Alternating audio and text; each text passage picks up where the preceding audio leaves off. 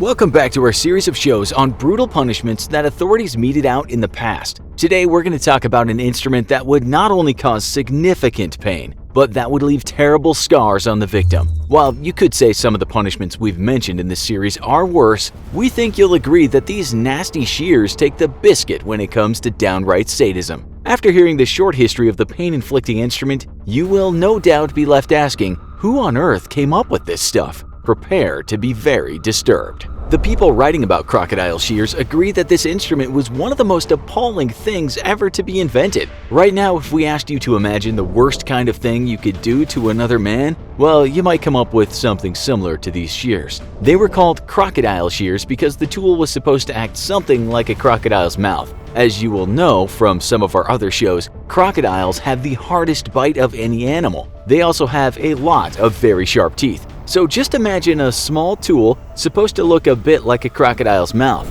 The tool itself was kind of like an iron pincer, maybe about 1 foot long.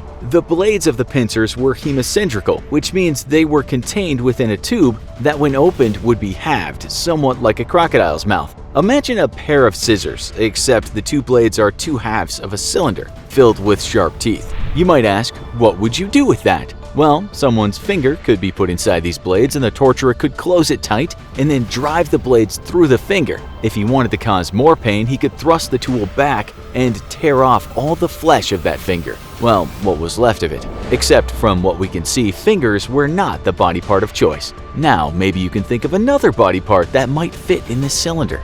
Yeah, you guessed it. The thing that would be clamped in this mouth was a man's penis. One website writing about medieval times said fingers might be the object of choice for the lesser crimes, but for grave crimes such as against the state, it was a man's life-giving organ that was the victim. The thing would first be clamped onto the object and torn to pieces, but then the shears could be manipulated to cause more damage. The shears might have also been heated up before the operation. We're told that this mutilation could be so bad that the person might die slowly from loss of blood. In the end, the penis would be removed from the man. But with any instruments of torture from the past, it's sometimes hard to find records of when they were used. We know for sure that some people were brutally tortured and killed because there are plenty of records. But with some torture instruments, records are scarce. A lot of media write about these shears, but they don't state where the source of the information is. We think it might be the Book of Torture and Execution, which mentions these shears.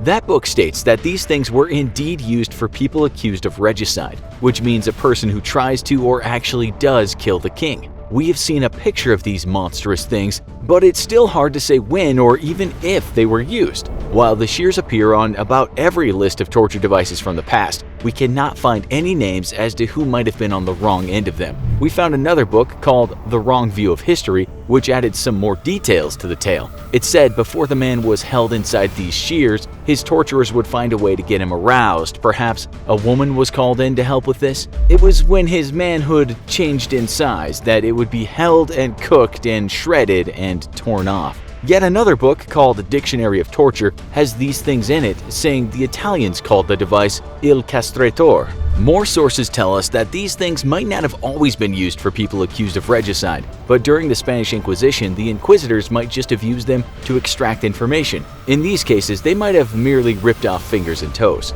That's about all we can tell you, because while crocodile shears seem to have existed, we're told that few records of them being used have survived. We did attempt to find those few records, but to no avail.